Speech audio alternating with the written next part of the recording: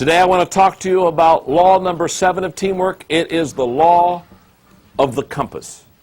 And the law of the compass says vision gives team members direction and confidence. Let me define vision. Vision is a picture of the future that creates passion within you today. What I want you to see is, it's a picture of the future, but if all you see is a picture of the future, it's not a vision that moves you. It's got to create passion within you.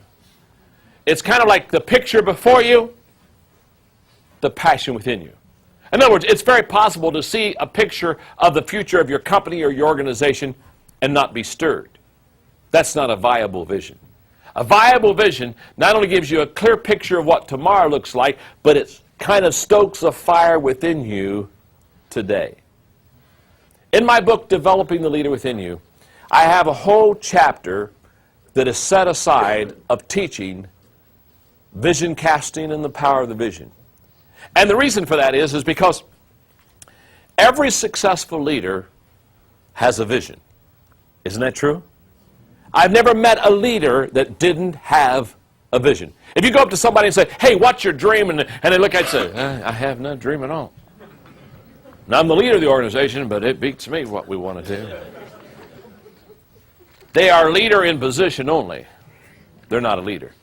Because if you're a leader, you've got the vision, you've got the dream, and you've got the passion within you. So what I want to do, because vision casting is so essential, your ability as a leader to cast vision to the team, and your ability as a team member to catch the vision of the team is going to determine the success of your team. Let me break down this whole idea of vision. And let me give you the vital components of casting the vision, because I guess the best way to explain this is a checklist for you. If you have to cast a vision to your team, whether you're a school teacher or in the business community or a pastor of a congregation or a government leader, if you've got to cast vision, there are certain components that you need to check off to make sure you have in your vision casting speech that'll make it successful. Let me give them to you. Number 1, clarity. Clarity brings understanding to the vision. In other words, when you cast the vision, when you draw the dream, it's got to be clear. I used to live in San Diego, and for several years I had a wonderful seats right behind the first base dugout of the Padres games, and so I went to some Padres games, and I know they're not very good, but in fact, when I was out there, they were pretty terrible. In fact, I used to say they're the finest minor league team in the majors. But anyway, between about the 3rd or 4th inning, on the big diamond vision, they always did something that was very interesting. You know, between innings, they try to entertain you a little bit. And between, 3rd, 4th inning, sometime in there, about the middle of the game, what they would do is out on the diamond vision, they were going to put the picture of a baseball player on the screen. But the way they did it, instead of putting the whole picture up there, they would put one piece of the puzzle, of the face of a ball player. They would put it up. Now, obviously, when they put just one piece on the diamond vision, you couldn't tell who it was. So basically, the whole crowd is watching the diamond vision. They put one piece, and you're kind of looking at it because you don't have a clue. And then they put another piece. And okay, now you look at it a little bit more. And they would put another. Now, what was interesting is, after they would put maybe 4 or 5 pieces of the face puzzle together on that diamond vision, all of a sudden, you could hear the crowd, they go, oh. Now, all of a sudden, they had enough pieces to know who the player was.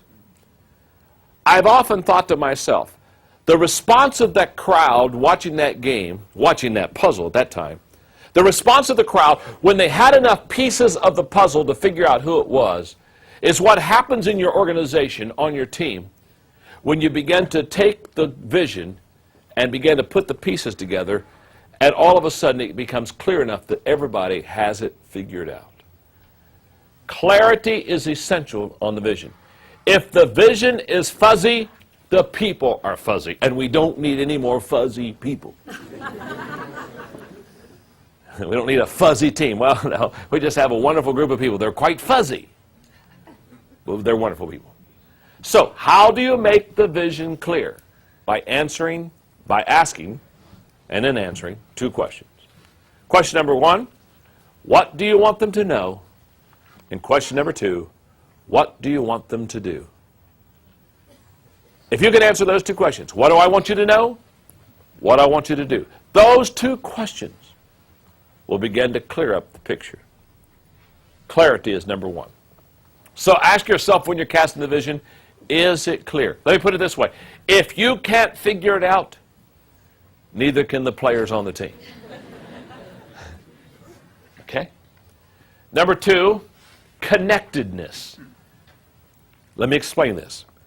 If the vision is to be successfully cast, it has to have a feeling of connectedness. It has to bring the past, the present, and the future together. In fact, I put the statement because I like it. When people touch the past, they will reach for the future.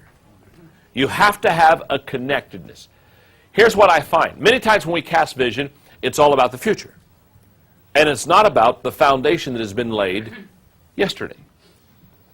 So what happens is, when we talk about the future, but we don't talk about the foundation that has been laid, whether it's the price that was paid years ago or the sacrifice, whatever, when we just talk about the future, we eliminate part of the picture.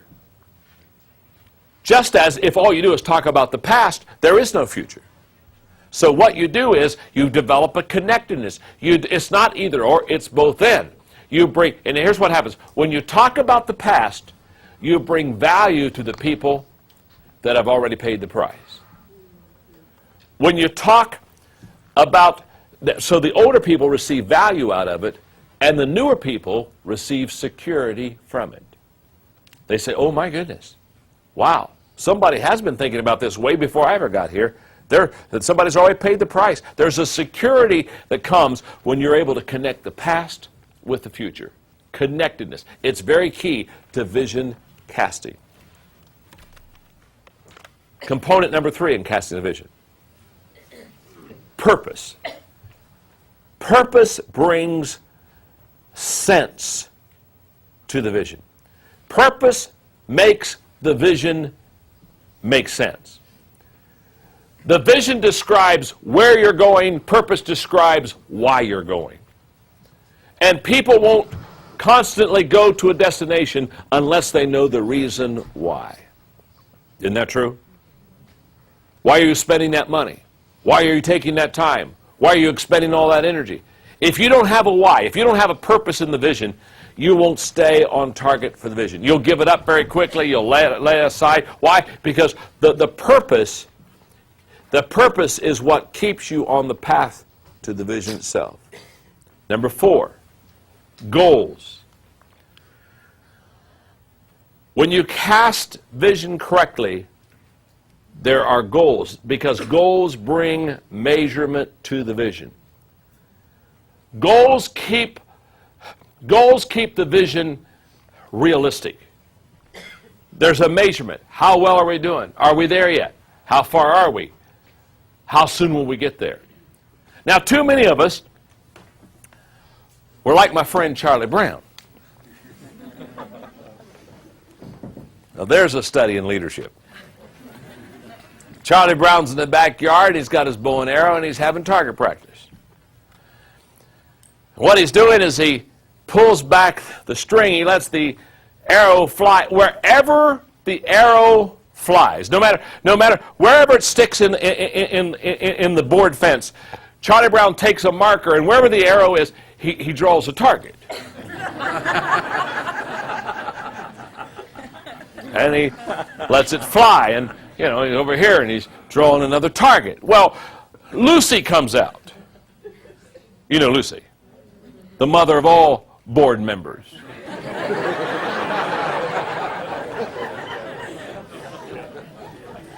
And Lucy comes out, and she sees all these targets all over the fence. And she says, Charlie Brown, that's not the way you do target practice. And Charlie Brown says, I know it, but if you do it my way, you never miss. Now, I know all kind of people. That's exactly how they do vision casting. They just put a vision up there, and they just slap any goal they want to. and they hope. Are you all right? And let me tell you something. Hope is not a strategy. I remember people, oh yeah, well we hope to. Yeah, well we're hoping to get there. We're hoping that this is going. We're hoping it'll all turn out. Hope's not a strategy. And so in your vision, have measurable goals so you can always see where your progress is. Number 5, honesty. Honesty brings integrity to the vision. And let me say what else it does. It brings credibility to the vision caster. Make sure that your dreams and your vision is honest. In other words, if I get up in front of you, if I'm leading you as a team, and I get up in front of you, and every 6 months I put a dream out here or a vision out here that we don't accomplish. But every 6 months I put up another dream. I say, well, for the next 6 months we're going to do this, or the next 6 months we're going to go there. But we never get there. We never do that. After I do that a half a dozen times with you, when I get up to cast vision, you're basically saying, here comes hot air again. Mm-hmm. Because there's no integrity in the vision. And when there's not integrity in the vision caster loses credibility. You got to be honest. You got to let them know where you are. Number 6, stories. You've got to have stories in your vision. Because that brings relationships to the vision. That makes the vision warm when you tell stories. Telling stories about how somebody in your company has helped that goal become a reality. Those kind of things draw people to you. Too many times we try to cast vision without stories. Put stories, the stories warm up the vision. The stories personalize the vision. The stories make the vision identifiable by the average person. Number 7, challenge. The challenge brings stretching to the vision. In other words, in your dream, in your vision, have stretching room. Give them room to fly. Don't be afraid to challenge people. Sometimes I'll run into leaders and they'll say, well, I don't know if I want to challenge the team. I'm not sure the team's ready for this. Let me tell you something. Put the challenge high. Stick it up there. Here's what I find. Winners stretch to the challenge. Whiners shrink from the challenge. And the greatest way to get rid of your whiners, your weak link, is to put a challenge up there. They'll run fast. Their first question is not, how do I climb Mount Everest? Their first question is, where's the exit? See, when you put the challenge high, to winners, they say, sick 'em. And to whiners, it makes them sick. And there's a world of difference between those two. Number 8, passion. Passion brings fuel to the vision. Passion heats people up. By the way, again, talking about the winners and whiners, here's what passion fires up the committed and fries the uncommitted. Just does. When you turn the heat up, some people get fired up, some people get fried. Number 9 is modeling. Modeling brings accountability to the vision. Modeling basically says, I'm going, do you want to go? Can we go together? Number 10 is strategy. Strategy brings process to the vision.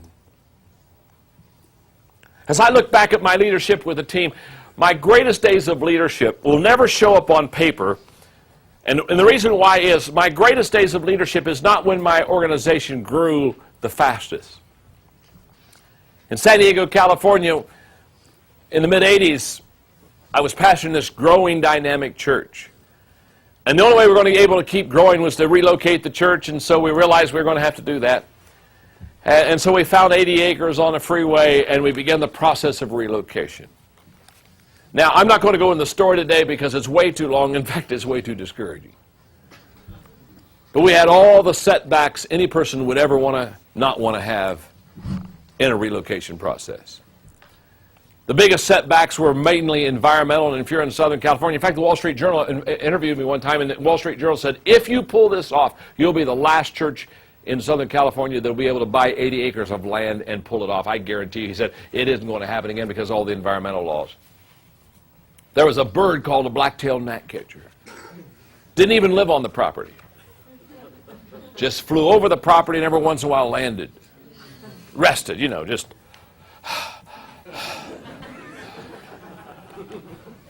Because the black-tailed gnatcatcher landed on the property, the environmentalists said we couldn't build our buildings on the property.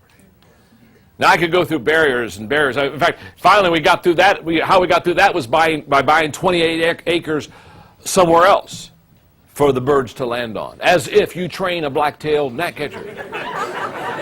Say, you don't land here. You quarter of a mile over there. That's your landing spot.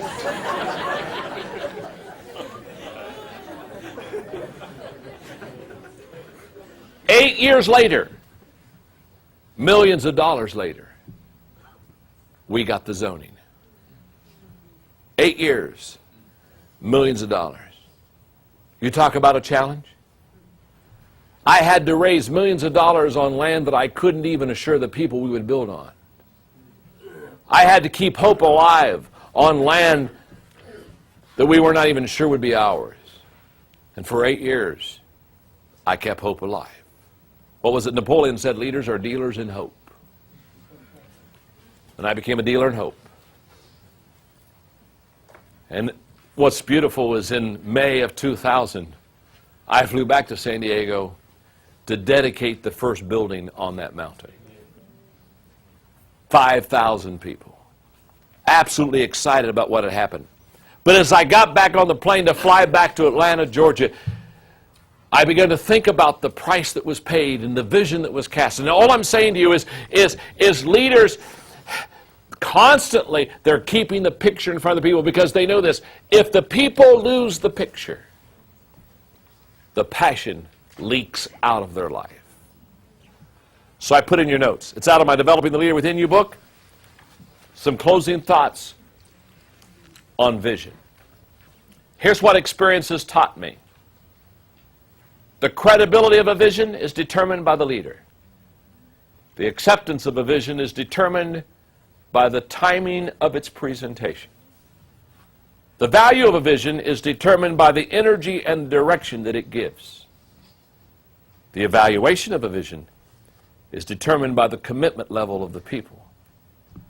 And the success of the vision is determined by its ownership by both the leader and the people. One last teamwork thought. Great leaders take the vision from me to we. That's your goal. The vision has to go from me, the leader, to we, the team. And until that happens, the vision will never be successful. But law number 7 is a great law. It's the law of a compass. Vision gives team members direction, and it gives them confidence.